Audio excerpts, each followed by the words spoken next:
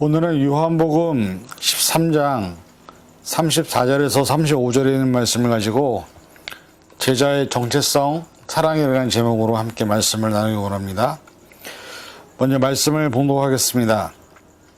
새 계명을 너희에게 주노니 서로 사랑하라.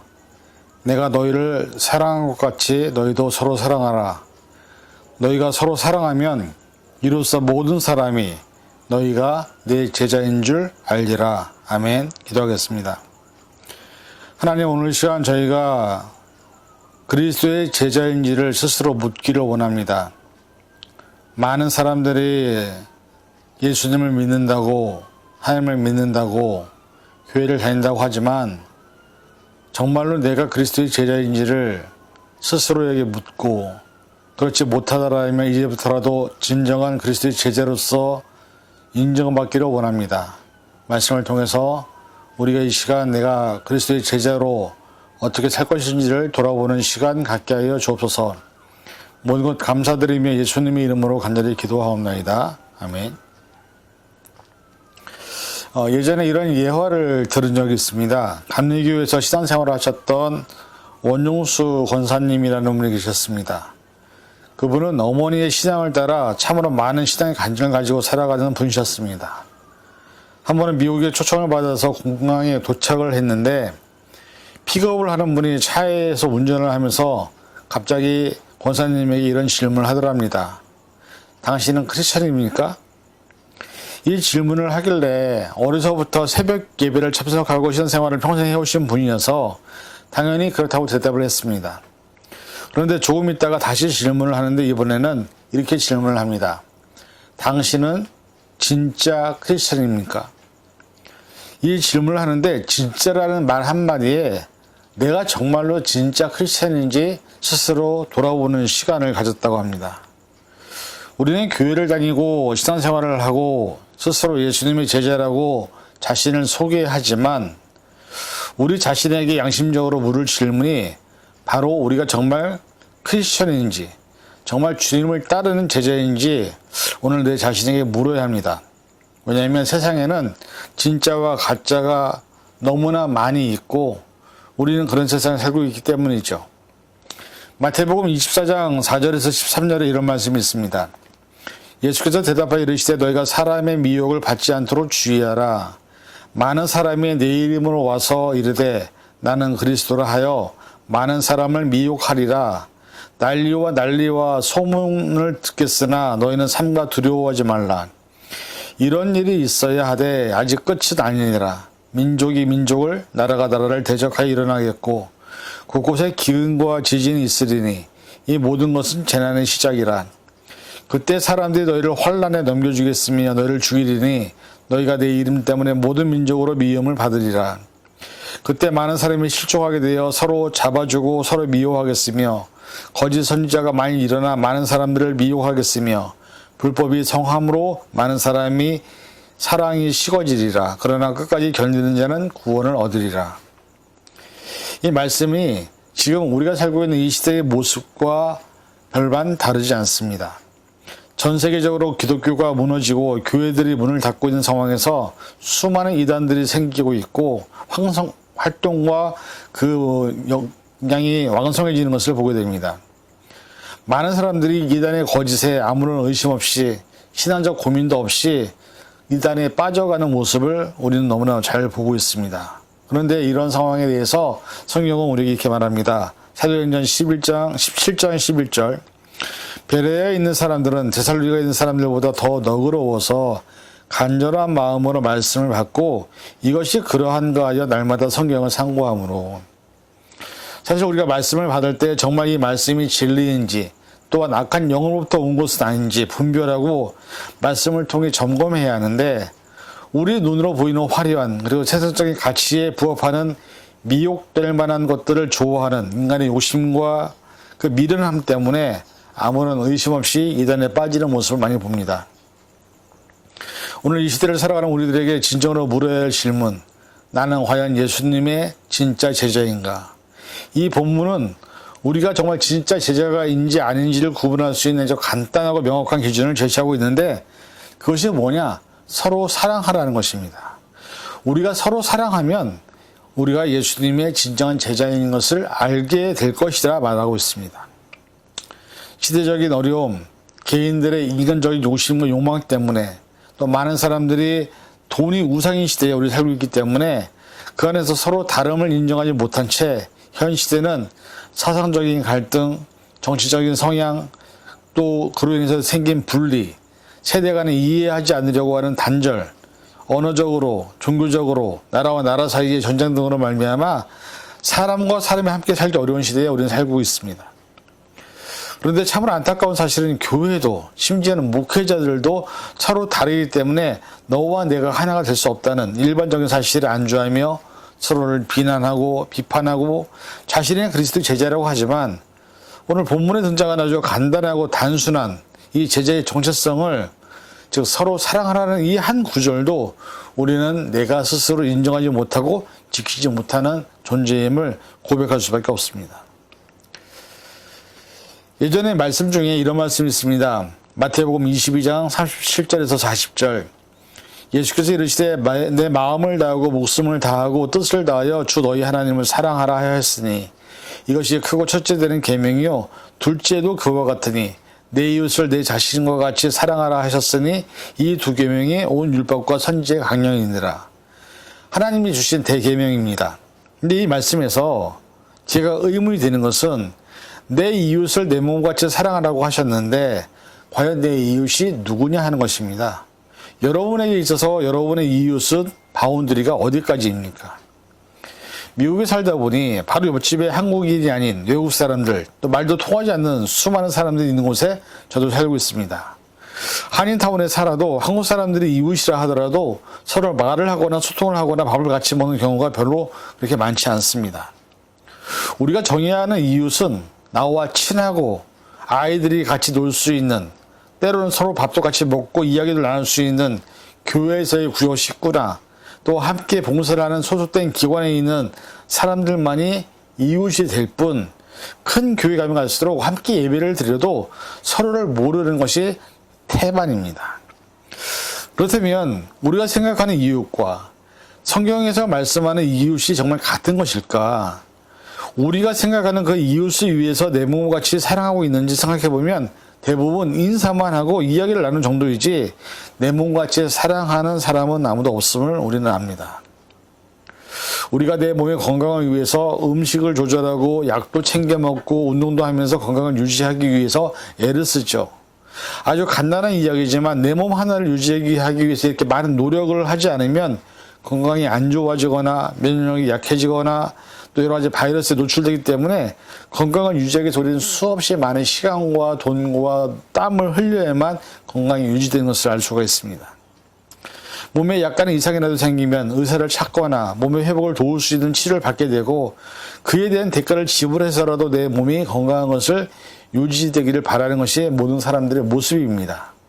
그래서 건강할 때는 모르지만 몸이 아파서 병원이나 입원을 해야 한다면 그것만큼 힘들고 어려운 일도 없기 때문에 평상시에 건강을 위한 정보나 여러 가지 의사들의 방송을 통해서 내 몸을 위해서 많은 노력들을 하고 있습니다.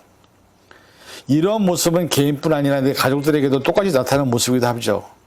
이처럼 한 개인을 위해서 얼마나 많은 시간과 재정과 노력이 있을 때 건강이 유지되는지를 알게 되는데 하물며 내 이웃에 대해서 그것도 한 사람이 아니라 내 주변에 있는 모든 사람들이라고 한다면 그 사람들을 위해서 나의 재정과 노력과 시간을 얼마나 그들을 돕고 있고 얼마나 섬기고 있고 얼마나 사랑하고 있는지를 보면 그것이 우리에게 정말 불가능한 것이 아닌가 하는 생각을 하게 되는 것입니다. 그런데 오늘 본문은 뭐라고 말하느냐? 내가 너희를 사랑한 것 같이, 즉 예수님께서 우리를 구원하시기 위해서 십자가에서 자신의 목숨을 내어주신 것 같이 다른 사람을 위해서 내 목숨을 내어놓을 수 있느냐고 묻고 있는 것이죠. 그래서 서로라는 말처럼 한 사람의 일반적인 사랑의 모습이 아닌 서로가 서로를 이해하고 용납하고 다름을 받아들이고 여러 가지 상황 환경이 서로 다르지만 내 몸을 돌보는 것 같이 사랑을 하지 않으면 우리는 하나님의 안에서 하나라고 말은 하지만 절대로 하나가 될 수 없는 존재라고 성경은 말하고 있는 것입니다. 갈라디아서 3장 26절에서 28절 너희가 다 믿음으로 말미암아 그리스도 예수 안에서 하나님의 아들이 되었으니 누구든지 그리스도와 합하기 위하여 세례를 받은 자는 그리스도로 옷 입었느니라. 너희는 유대인이나 헬라인이나 종이나 자유인이나 남자나 여자나 다 그리스도 예수 안에서 하나이니라. 지금 모든 세상이, 모든 사람들이 양분화되고 갈라지고 서로가 다름을 인정하지 못하고 하나가 되는 것의 목표가 아니라 자신이 원하고 바라는 이익을 위해서 살아가고 있는, 그래서 그런 사람들에게 성경은 뭘 말하느냐? 너희는 예수님 안에서 하나라고 얘기합니다. 이 말씀이 과연 정말 우리가 실천하고 있느냐 하는 것이죠. 사실 목사님들이 하나님의 종으로 부름받았지만 서로 싸우기에 바쁘고 여러 가지 이익과 개인의 입장 또 시각적으로 맞지 않아서 또 이권 때문에 분열되고 갈라지고 한 교단 안에서도 하나가 되지 못하면서 성도들에게는 또 하나가 되라고 설교를 하는 그런 좀 아이러니한 모습들을 우리가 보게 됩니다. 인간의 역사는 수많은 시간 동안 수많은 분열, 싸움, 갈라짐, 그리고 사회에서의 빛과 소금의 기능을 감당해야 될 교회가 늘 세상보다 더 많이 싸우는 모습을 보여왔습니다.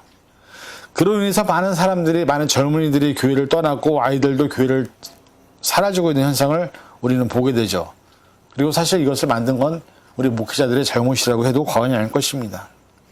어떻게 보면 목회자들이 먼저 회개하지 않으면 절대로 이 세상은 다시 회복되지 않을 수도 있을 것 같습니다.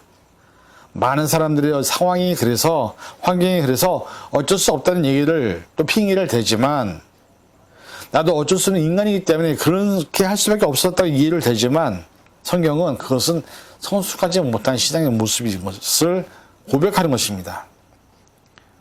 사람이 가장 힘들고 어려울 때, 또 상황이나 환경이 도저히 견딜 수 없을 때 예수님은 우리에게 말씀을 통해서 이렇게 행동하라고 말씀하십니다. 요한복음 5장 30절, 내가 아무것도 스스로 할 수 없노라. 듣는 대로 심판하노니 나는 나의 뜻대로 하려 하지 않고 나를 보내신 이의 뜻대로 하려 함으로 내 심판은 의로우니라. 사람이 아무것도 할 수 없을 때 뭘 해야 되느냐? 아버지의 뜻을 찾고 아버지의 뜻대로 행하려고 노력하는 것이 우리에게 필요하다는 것을 말씀하고 있습니다. 마태복음 12장 50절, 누구든지 하늘에 계신 내 아버지의 뜻대로 하는 자가 내 형제요 자매요 어머니라 하시더라. 하나님의 뜻대로 하지 않으면 인간의 그 어떤 것도 인정할 수 없다는 것이죠. 이 말씀처럼 내 뜻이 아니라 아버지의 뜻대로, 하나님이 원하시고 바라시는 성경에 있는 말씀대로 합력하여 선을 이루는 것이 필요한데 우리가 그것을 과연 현재 하고 있느냐 하는 것입니다. 언제나 어디서나 우리는 성경으로 돌아가야 하고 성경에서 해답을 찾아야 되고 성경이 우리를 하나 되게 할 수 있는 유일한 것이라는 것을 믿어야 합니다. 왜냐하면 하나님의 주권이 세워지고 하나님의 나라가 확립되는 것은 하나님의 말씀대로 살 때 그것이 가능하기 때문이죠.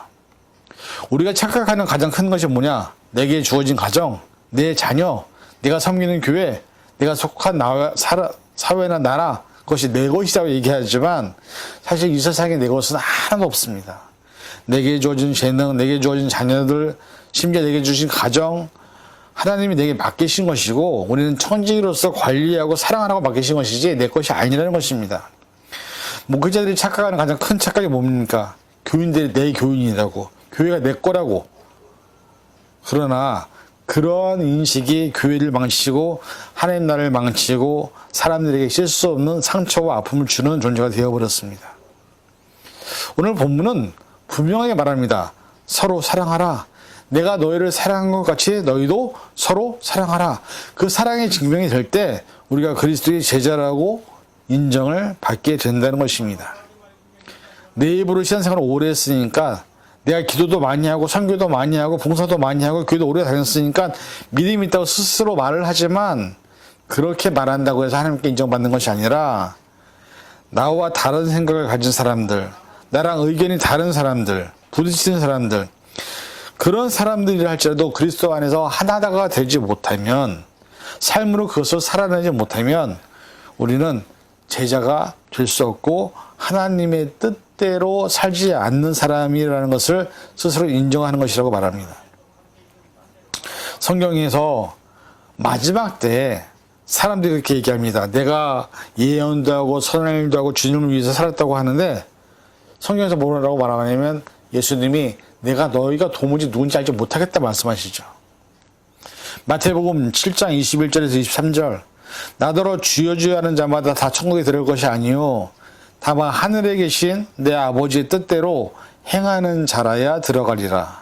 그날에 많은 사람들이 나더러 이르되 주여 주여 우리가 주의 이름으로 선지자 노릇하며 주의 이름으로 귀신을 쫓아내며 주의 이름으로 많은 권능을 행하지 아니하였나이까 하리니 그때 내가 그들에게 밝히 말하되 내가 너희를 도무지 알지 못하니 불법을 행하는 자들아 내게서 떠나가라 하라. 사실 우리가 그리스도의 제자라고 말하고 그렇게 살았다고 하더라도 하나님 뜻대로가 아닌 내 뜻대로 세상적인 가치와 기준을 따라 살았다고 한다면 우리는 하나님 앞에 설 때 분명히 내가 너희를 도무지 알지 못한다고 말을 들을 수 있을 것입니다.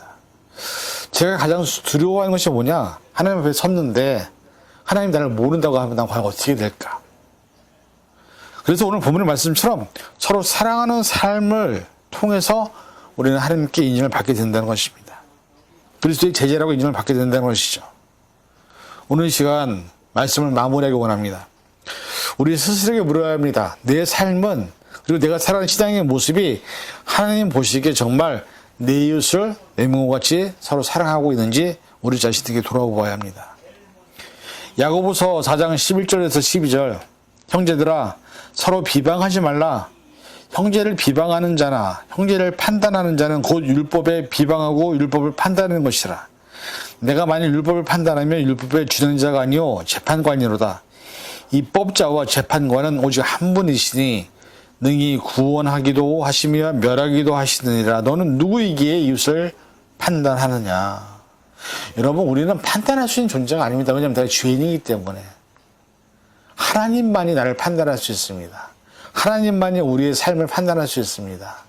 다른 사람을 통해서 막 욕을 하고 비판하고 비난하고 이런 것들은요 더 이상 우리가 할 일이 아니라 성경은 뭐라고 말하느냐, 구원하시기도 하시며 멸하기도 하시는 그분 한 분만이 우리를 판단할 수 있는 분이다. 그리고 우리가 이 세상에 존재하는 모든 삶이 끝나면 우리는 하나님 앞에 가서 판단을 받게 되어 있다는 것입니다. 우리 인생에 대한 삶의 결과는 하나님의 심판으로 결정된 것이지만 내가 살아왔던 또 내 삶에 대한 판단은 내 스스로 할 수 없습니다. 사람들의 인정이나 사람들의 칭찬, 그것이 하나님의 심판을 좌우지하지 못합니다. 하나님의 심판만이 내 영혼이 영생에 이를 것인지 영벌에 이를 것인지를 결정한다는 것을 우리는 깨달아야 합니다. 부디 바라기는 저와 여러분의 삶이 내가 너희를 사랑한 것 같이 서로 사랑함으로 그리스도의 제자로서의 정체성을 하나님께 인정받는 그런 저와 여러분이 될 수 있기를 간절히 축원을 드립니다. 기도하겠습니다. 사랑해 주님, 오늘 이 시간 말씀을 통해서 그리스도의 제자인지 우리가 예수님을 사랑하신 것 같이 우리가 정말 서로 사랑하고 있는지를 돌아보았습니다. 우리의 삶을 통해서 이제는 서로 사랑해서 다른 사람들이 아니라 하나님께 인정을 받는 진정한 그리스도의 제자들로 설 수 있도록 붙잡아 주시옵소서. 모든 것 감사드리며 예수님의 이름으로 간절히 기도하옵나이다. 아멘.